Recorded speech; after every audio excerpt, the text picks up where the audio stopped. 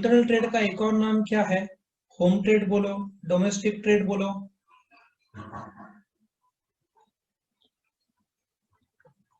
सो उसको domestic trade या home trade बोलते हैं।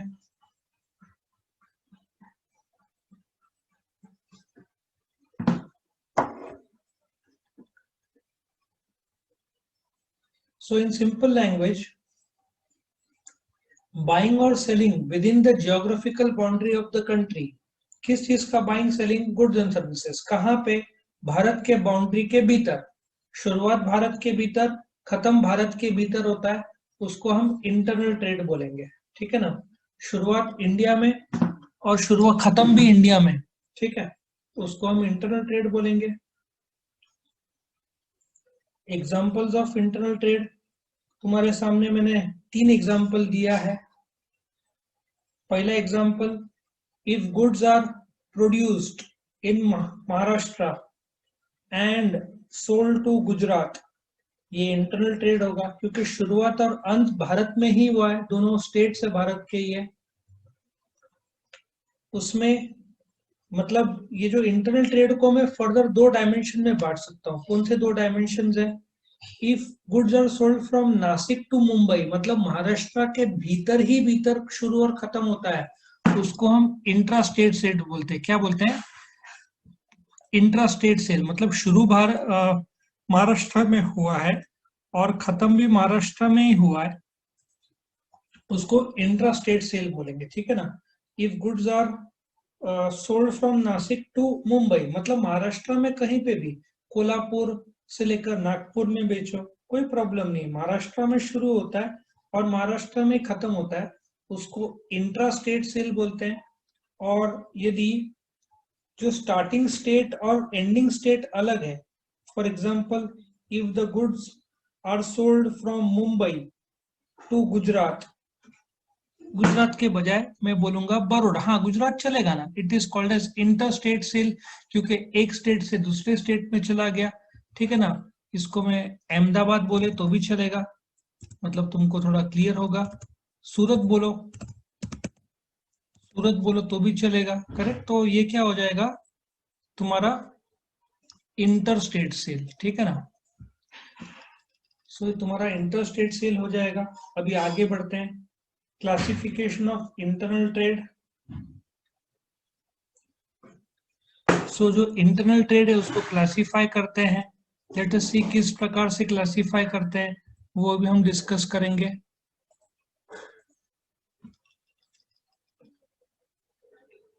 क्लासिफाई इंटरनल ट्रेड को 2 पार्ट्स में करते हैं।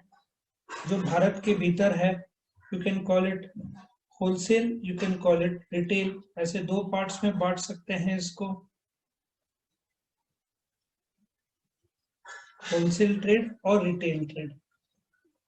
अभी इसका डिटेल एक्सप्लेनेशन मैं यहाँ पे नहीं दे रहा हूँ क्योंकि वो अलग से भाग में आएगा। ठीक है? अभी हम फॉरेन ट्रेड की बात करते हैं। सिंपल सा लॉजिक है फॉरेन ट्रेड।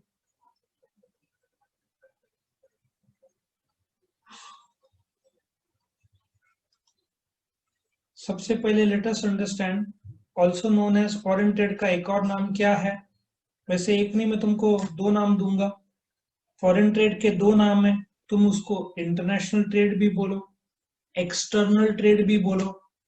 ठीक है ना? दोनों चलेगा। इंटरनेशनल ट्रेड और फॉरेन ट्रेड काफी बार यूज होता है, एक्सटर्नल ट्रेड थोड़ा सा कम यूज होता है। ठीक है ना? बट तुम्हारे मन में आ रहा होगा व्हाट इज फॉरेन ट्रेड? जब 2 या ज्यादा देश के बीच व्यापार होता है उसको फॉरेन ट्रेड बोलते हैं। तुम्हारे सामने उसका मीनिंग आ रहा है। Foreign trade is a trade carried out between different countries, या 2 और मोर कंट्रीज बोलो तो भी चलेगा। 2 और more countries of the world are known as foreign trade. वैसे तुम्हारे नॉलेज के लिए सबसे ज्यादा वर्ल्ड का ट्रेड चाइना ही करता है। फॉरेन ट्रेड में सबसे ज्यादा एक्सपोर्ट वर्ल्ड का चाइना ही दबदबा है। ठीक है ना? So examples of foreign trade, let us check out. सबसे पहले पहला एग्जांपल फॉरेन ट्रेड का एग्जांपल क्या है? If goods are sold from India to USA, बराबर है ना, तो उसको क्या बोलेंगे हम? Foreign trade. Foreign trade. Sir ये बोलो। इको चालू है क्या सर? ये इको का लास्ट चैप्टर है। ओके। ठीक है, वैसे ओसी में भी आता ही है, लेकिन 11th के ओसी में आता है, बट ये बेसिक से तुम्हारा जो बुक का फर्स्ट पार्ट है, ठीक है ना। सो पहला था if goods are sold from India to USA, हम उसको क्या बोलेंगे? एक्सपोर्ट बोलेंगे। बाय द वे, इंडिया का जो वर्ल्ड एक्सपोर्ट में जो शेयर है गुड्स का, इंडिया ऑक्यूपाई करता है 1.67% ऑफ द वर्ल्ड गुड्स का व्यापार में, और सर्विसेज में भारत का शेयर वर्ल्ड में 3.54% है। सबसे ज्यादा एक्सपोर्टर वर्ल्ड का कौन है? चाइना। ठीक है ना। अब नेक्स्ट देखते हैं क्या बोल रहे हैं।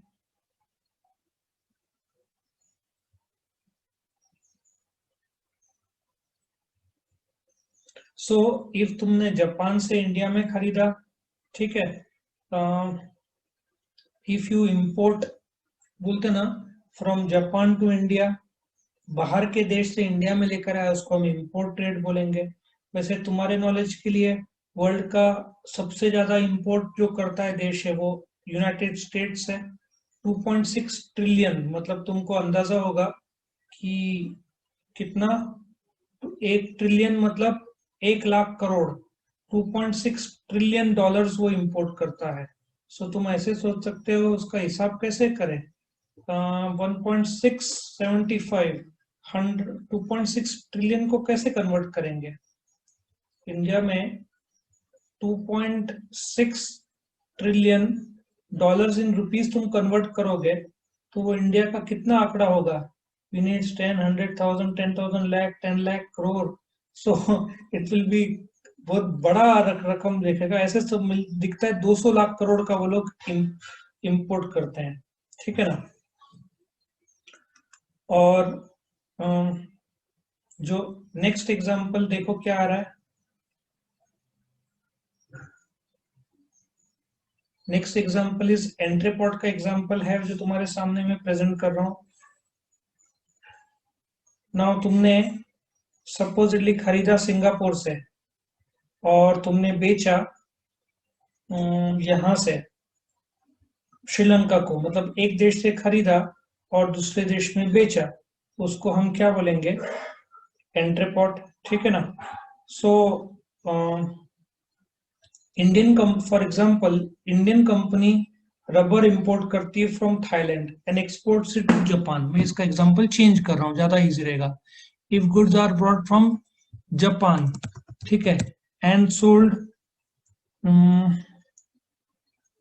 जापान से खरीदता है या थाईलैंड से खरीदता है, ऐसे सोचो, थाईलैंड से रबर खरीदा और सोल्ड टू जापान, तो ये इंट्रापोर्ट ट्रेड होगा। इफ द, बोलते ना, ज्यादातर ये रबर में होता है, जहां पे तुम एक देश से खरीदते हो और दूसरे देश का, if goods are imported, if goods are imported from Thailand and sold to Japan, ठीक है ना, विदाउट मॉडिफाइंग इट, तो उसको हम फॉरेन ट्रेड एंट्रीपॉट बोलेंगे। तुम्हारे सामने फॉरेन ट्रेड के 3 पार्ट्स आ रहे हैं।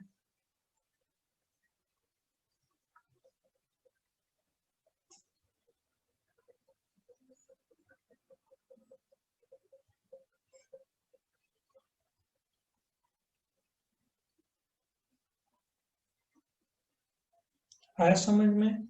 इंपोर्ट ट्रेड, एक्सपोर्ट ट्रेड, और लास्ट में है एंट्रीपॉट। ये तुम्हारा एग्जाम्पल जो बैठता है इसमें। सो तुमको कोई डाउट है तो पूछो। तुम्हारा ये इंट्रोडक्टरी पार्ट था, ठीक है ना। So let us go to the next question now. Video पसंद आया तो लाइक कीजिए, अपने फ्रेंड्स के साथ शेयर कीजिए, उनका भी फायदा हो, और चैनल को सब्सक्राइब कीजिए। Thank you.